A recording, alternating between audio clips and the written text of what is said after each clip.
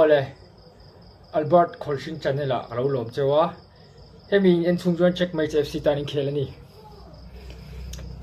chuanin like subscribe share kha tlap thure lani ya chuwang chuanin khan ti ngai ni potri se afira chuanin Liverpool chu cha soidona an history claim kumru kalta le an tun kum an next season na lom tu chung chang le tun haya tun January summer transfer an sum man le an players lak chung chang tin adur le chuanin kema ngai dan ka soidona ni let's go ole Liverpool hian Premier League history nei that khop mai mau chu klop kha thani sopanga lo joina chumi aron join chat dir tang soidon lawa sang hi so pakwa tang an join don kan soidon ni chuom je chu awan nei thak je chu sang so pakwa tang soidon chu Liverpool champion kuma tang sai han don der te na chu ye wa fair lo ve potri se sang so pakwa Liverpool sang so pakwa som ni season a Liverpool aron champion lawa klopan sang so pakwa tang join na so to kha thei pato pachonua Sani som pakwa som ni season aron champion puya wow Liverpool fans going crazy mo oh my god hello ni oh be thawa Sani som ni pakhat season a chu da point som ko pakwa ni asa ni o point som ko pakwa chu Sani som ni pakhat season a Liverpool pathum na ron ni le omji chu non downfall su ani point som sari le palian ron ne ya tin Sani som ni pakhat som ni pani season ro her chuak le ya come back le ni like hey afi khangla mi vo cherei tur lo tia aron fight back le ya 92 points aron ne hemi tum pe chona yom khoba city kha point khat chin phalo le hala my days kati wala Liverpool fans sa umna to ka feel tay kay pecho nila ka offer mo tang mase UCL final ten luta khabi tup khan chen FA Cup le Carabao join ka siya draw so di Sani somni pathum season na pangala ron nilian ingom jing thelo ti Liverpool hi an graphic la don ta tihen omani blood pressure ang kana kala ni tihen omani ajonin Sani somni pathum somni pali season na ron her chok le pathum na ron nila chunghuwa Sani somni pali somni panga Arsenal ta na ron champion pulia point somret pali om je chu khang tiang hun chung jong khan Arsenal ta ron ma chung jong khan Liverpool points mu hi endula somko pakwa te an champion komen huwa somsari le pali pathumna niya pahina somko pahni pangana somruk pasari pathumna somriat pahni an muwa tuna Arsenal ta en kol hianin point somrel pali inaro champion ani omje chu Arsenal ta cover dem na le ga se lam pangilawin Premier League an sofani tun season bi ka hian an wash ni tap lian hawi potuni se Arsenal ta tungjang ka chu ka soiker lawanga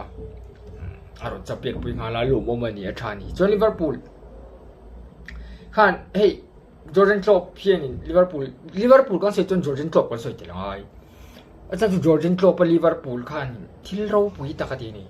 Liverpool kha enge back in the top ale pui ve tlatani standard kharo ti sang lu tu Liverpool kha champion thei lo Gerrard te hun la champion Gerrard te huinan champion pui thelo kha Klopp na ro champion pui ni players sumten mangklem ni Liverpool hian mase ka soi se lang khati kho chu UCL pakhataron choi puya final voi ni lai voi thum ani chu final voi thum aron lu puya UCL ta pakhata choya tin Premier League voi khata choi puya FA Cup ala Carabao pahni la boka chonin UEFA Super Cup pakhata choi puya tin FIFA World Cup pakhat choi pui boka ni wow Street will forget mo Liverpool fans chon Jurgen Klopp hi an stadium ko ta lim da sa kan puni tiavel chu Jurgen Klopp hi stadium ko ta Anfield ko ta hen alim da se la pon top stand vel ne ngai ni Liverpool hian te mangai da ve me ni chu tin ar thot khan kum sang ni som ni pali khan Klopp aron thaka likta te le choi pui ngal boka Fenurui ta ron lutani Fenurui tang kan thengai lo mai te Fenurui ama tak phei chu in chelo mai thei aron lu mai ke pon ka sevak big lawa Arsenal thì mà sẽ manager travel tak chu ron ni ka ria chu I pressure ron ni em lawa ka soi thui vak lawa nga khalai ka chu Dutch manager ani ya ma te hi akul ra boka Arsenal te hi po chu ni se Liverpool hian ka soi to han su man mang claim ani khang kum tro pan hnuai chung zong khanin millions the thum somru 346 million pound chi an mangani euro chi an mangani omje chu an mang claim le ti na ni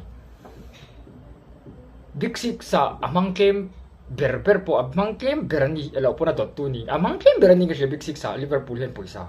tingvel tu nia I tun season transfer a hianin an chenar anon chenale thuda Florian Wirtz ka 150 million euro yan la a tau ve zu kani experts tam da na soi dan chonin an ti so lang chu prem proof en ni lawa tiang zong te ran soya amar chu mahun kan soi thei lo mo kan va predict sak ve mo thei lo ma se ngai dan khan nei ve mi sing chon ngai dan kan ne an soi ni mai chulai te chu chen khat chuanin Liverpool fans te chuan yes Florian Wirtz let's go ka champion le don chu ti khati pressure ta ka ne euro choya euro a po khate khong kham perform tha German League apo ti khating chonin a perform thea Premier League apo survive theang ting confi takin an soi ve thena theni nge all reds ti mela all reds Liverpool ti khal ni ka sia aron soya tin film pomon la boka Arnold da chuaka film pomon la Arnold da sul nu hi aron lum so do em ka shelawa na film pomian amaro chu Bundesliga ani po Florian Wirtz ne na khel lum thin thawan nia chop UCL la te khel thae ema Florian Wirtz ari film pom hi tha players tha ve tak chu ni ka sia midumania atlan chaka tin abol chu ki tren tiang choni na passing chu ba thalo mai the amaro chu crossing in nei tha ve thila ni film pom te hian chu kai te chu astes ang zong ha chu karon da sen ve khani bi lawa tin left back Robert an right back left back an tha ka Liverpool hian Arsenal noya Kerkes aron la le 40 million pound in Kerkesi ka players tu teu mai ne atha ka ti a huaya amahi ala nau pang mu hianin a kol song vero hi sithau sari ang deu khani mai ngeng ve ngal ani tiang huai boka bola drive thea Kerkesi tha chu Premier League na chu kan lo entama place nge ve deu ka lo mu thin ni chu Kerkesi place takani ka sia chu fang sonin Liverpool hian an sign swallow tura ngai la amar chu big tapa hianin apu from lo tura ngai anga san chu ma te hi under pressure theiro players ani ka sia tin striker hin la don boka antia Liverpool fans chen kha chon ekitike te le tu striker Liverpool hian soi zom ka shelawa mar chu an tumru ve ni san chu Darwin Nunez si chuak do na Napoli ne khan anin dor na kala amaro chu ala chiang chuang lowa an rem hlei thei lowa amaro chu achu meli yu na Nunez chu defender a hin Dewey an la do na Crystal Palace mi England ram solid takaron khel thin Crystal Palace ta solid takaron khel thin Dewey la kan tuma konsa hi achu go dem ka la konate chu go dem ka lawa Real Madrid khan len tum ro ve a trend an lak don huwa po khan ma se Liverpool lampa khedi chua chun tum lo ve mela chan chu kwan san chua to ni Leverkusen lampa kwan san chua phei ve to thunga wang hian an chua lo mai the an chua ka ring lawa ni lo chonin Van Dijk thau nen Dewey hin ding don an lei ni chon Dewey top li sa chu tela approach ten nei to Curie ten nei to chu wang chonin lu ve mel mai chuang ka tia poisan man nem to huin tun season a hianin polien lak bel tur pani an la nei pela mai keeper pakhat Mamardashvili an la le boka Valencia la matang bonani Liverpool hi tun season le hian champion le ngal point tu mani om je chu ma ka in anti sur thina chopan noya first pakhat na ni to nuwa pathum na te ron di le de ya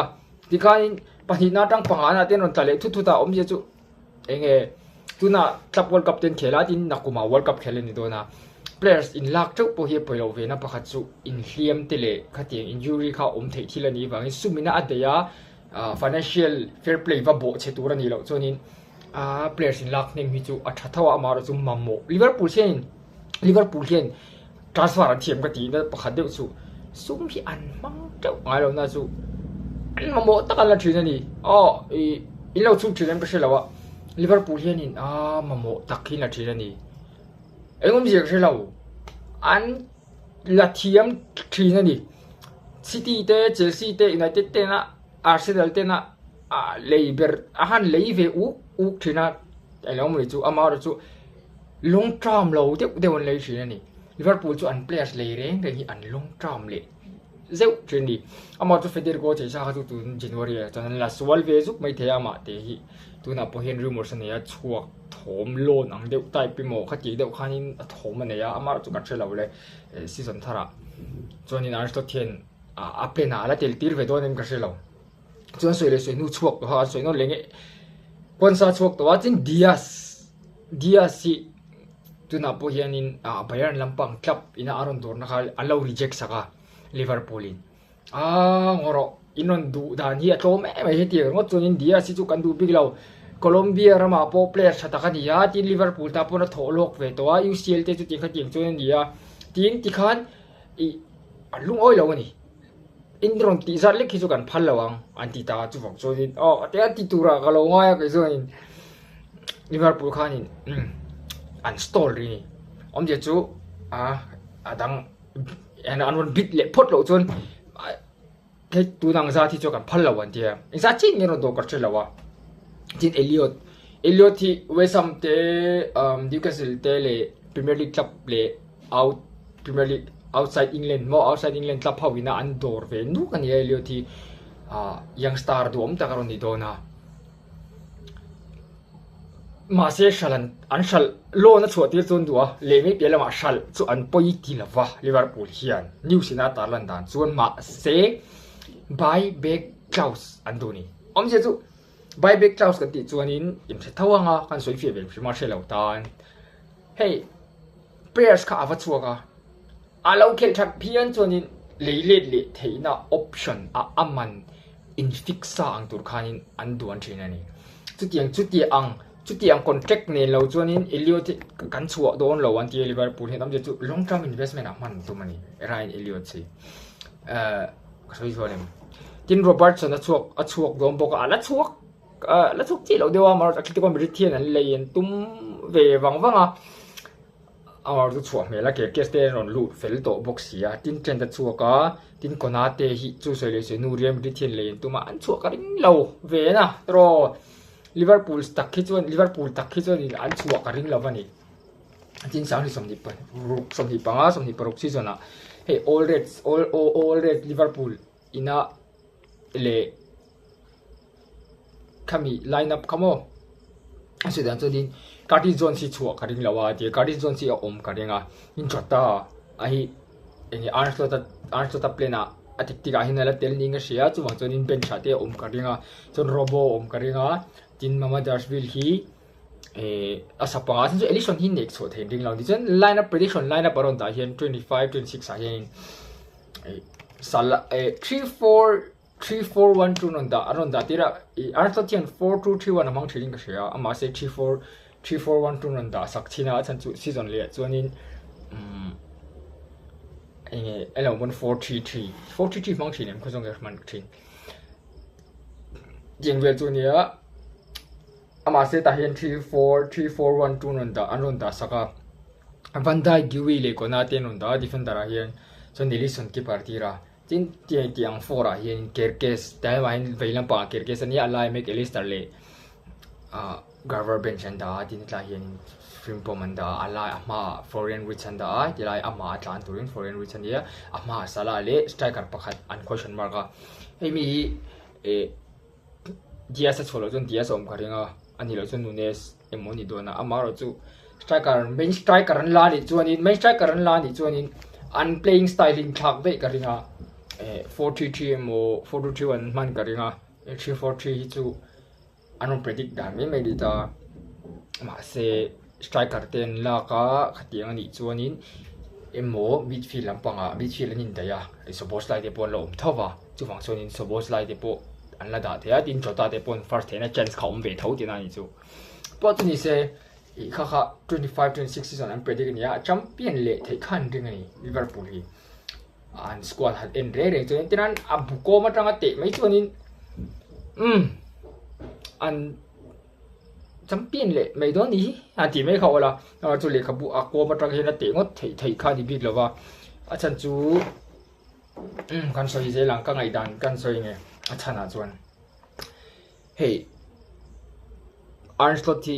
season khadar nom na champion ti na chu soi le soi nu khami khati aron champion tum season hian Premier League tap lian tal boyan so fani tun season hian aron proof le thei do nem ka shelawa approve to antimate ya maro chu a avoid khat champion chu wa khat champion ania Europe UEFA te khatiang kha la khel to ni wang khan ke ma chonin la prove thawang ai ka tia top manager ni tur chon arsen chu Klopp a sul nu ron en lo tu chon tam ta ba ka mu da chon Ancelotti club tal boy sa ro den kol se eti ni kherang em ti ngai dan kha ka nei ni chu in nei dang shelawa ma se Ancelotti Klopp en kol that saksa entinan Mercedes Benz aleya Klopp an alena man tura tu karnga ra Mercedes Benz aleya tin Ancelotti naron khal ting do chunin ating do chunaron ni ka sia Ancelotti naron khal mai kharon tia tu chunin kum khata khal towa repairing le khatiang maintenance khatiang at nu zelon chom kha aron ti ve tura legacy kha aron chunjom theingem ka shelo le Klopp le legacy hi keima chon Ancelotti na la pu fangai ka tia tin striker hi tu berhingen lak do ka thelawa keima chuan ama se Darwin Nunes si sutro Liverpool hi chonin athiam lo ve lula vai Darwin Nunes si chu ngai na om lo boy thak Uruguay ve si Suarez le Cavani chun lo ve dro Nunes a ve hi boy na ani boy na chuak wang sen ti ve thin thawem Liverpool fans so hian chu ai ki pon gau ti pui theil tuk chau ni chu nang mai Liverpool fans te wa thirin ang chinga nei ve thin ani tin pakhal le chonin in fans Liverpool fans te hi chuan chete tak takin Liverpool fans si in suman ngai ka ti Mizoram te chu Mizoram ani a thu wat lang paklawa maro chu khulam pang fans ku an over thin ani nang ba over ti ve em ka shelawa antinan trend te kumsom ni chung Liverpool oma a thei pa to pa chua ama se mishing chuan du kan nei ve a ai khen san zel du na kan nei a ma chop te kan nei ve ma ni to ka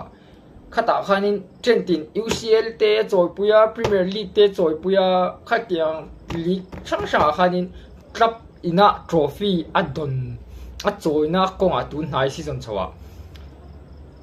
a thok lok ber pol ni 20 chumi chu thei ngil thakin game rida akal tur kha ai an bu ni fi la khan a last match te khan cái john ka tu môi lầu cái gì cái tiếng Liverpool fans không có môi lầu cái gì chinh cái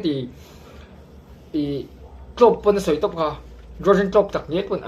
ka Liverpool fans ni ngai lầu cái tiếng Liverpool fans ni lầu ngai ti kha til kan ti ang zong ni na soi khamo tin Klopp yan FIFA Club World Cup tuk chang hi ngai na lầu vía wa Klopp yan FIFA Club World Cup hi players te ha chol na hun pon nei manglawa season le boinan tok thei chu tiang kha tiang chu nia chu wang chuin velam pang zo hin khowela in el no competition lak lo berani tangkai lo berani ron ti lo ba hin ma se chu ani ngai dan ve mai nia kan lo soi thei khaw lo ma se fans tam tak chuin ani ve na chen om tin an soya ma se thu te hin thu em wa hin ti fak ai na hom chong lo ni khati zong kha hei nge ka soi thei ni se ลิเวอร์พูลที่สวยเลยดูจุดสังที่สมนิปังสมนิปรุกที่จะน่าเฮียดินบุโกมาจังอาจัชินอินเดียเฟนส์กันเนี่ย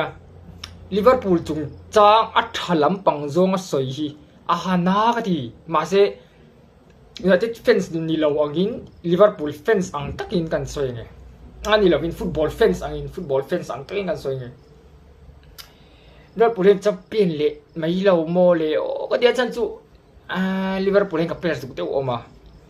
โรนัลโดเลเมซี่กี่เราจะซาลาฮิกันตัวมันนี่ซาลาฮิอัดฉายฮิกันติขอบอียิปเชียนกิงเฮติลายะซาลาอียิปเชียนลัลฟาปาโมฮัมเหม็ดซาลาเชลซีดูเราฮีลิเวอร์พูลปัทยานี่รู้ตัวลมตรอซาลาจูอมโลตัวนี้อินโกเรชิโอบอเชรอยเซลอันนี้ข้าตรอตัวบางตัวนี้ซาลาอินเลียมเราซาลาเองดีเฟนส์ปุยเลยเนี่ยเดี๋ยวดีเฟนส์ปุยเลยแต่ก็ปุยเลลัมปังแต่ก็รอนตีนังกำเลยเนี่ยโม่ก็สวยดูจูแต่การันชัดนะตัวนี้เลลัมปังเห็นเราแต่งำนั่นเราอยู่ทั้งสุขามอาฟุกเลยแต่เราแต่ต่อซาลาจนดีเฟนส์ดีเฟนส์เสียมันถูกตั้งลำน่าเช่นไม่ตกเปลี่ยนฉายเห็นโม่ฟิลช่วงเราดินไปไม่เห็นตัวบางตัวนี้ค่ะอันนี้ลิเวอร์พูลที่สังนี่สมนิปังสมนิปรุกที่จะล้มตัวเฮียนี่โย่ตัวมันอุปรมโดนให้ปอยแชมเปี้ยนเลยไม่ใช่ดิอันนี้พูดสิอมชินไงไหม